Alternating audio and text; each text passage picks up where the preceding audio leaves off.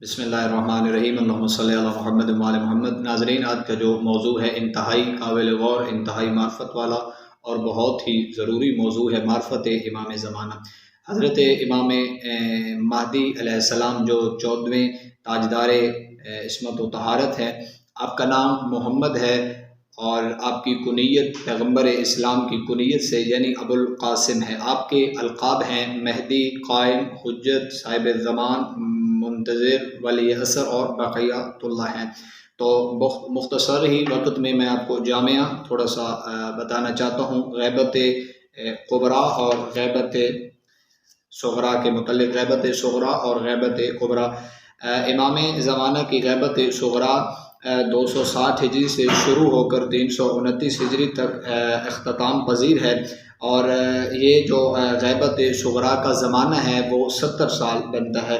غیبت صغریٰ کے زمانے میں امام کے 4 سفیر تھے جس سے امام ملاقات کرتے تھے۔ وہ امام زمانہ کو اپنے شیعوں کے مسائل، جو کوئی مسئلہ ہوتا تھا تو وہ امام زمانہ سے پوچھتے تھے۔ ان 4 کا نام کیا ہے؟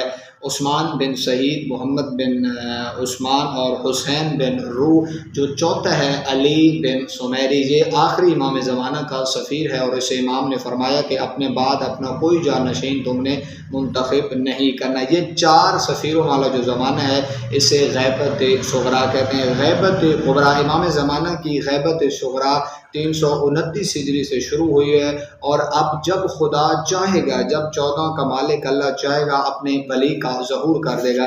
یہیں پہ میں آپ کو ایک حدیث سناتا چلا جاؤں۔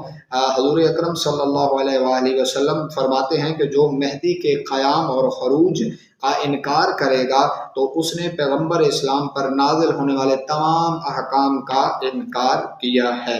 تو اس میں یہ جو غیبت کبریٰ ہے اب شروع ہے، اس میں شیعہ حیدر کرار اپنے امام کے ظہور کی بہت زیادہ دعا کرتے ہیں، اور حکم بھی ہے کہ امام زمانہ کے ظہور کی بہت زیادہ دعا کی جائے۔ تو قرآن میں بھی منشن ہے امام زمانہ علیہ السلام کے متعلق کہ ہم نے یہ سورۃ انبیاء آیت نمبر 105، ہم نے ذکر کے بعد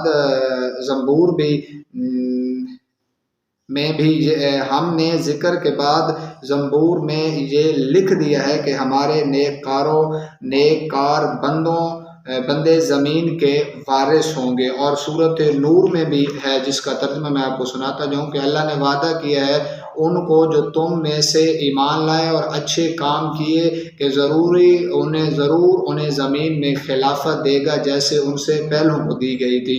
تو یہ جو ہے علماء اہل سنت اور تشیع دونوں نے امام زمانہ کے ظہور کے متعلق لکھی ہیں۔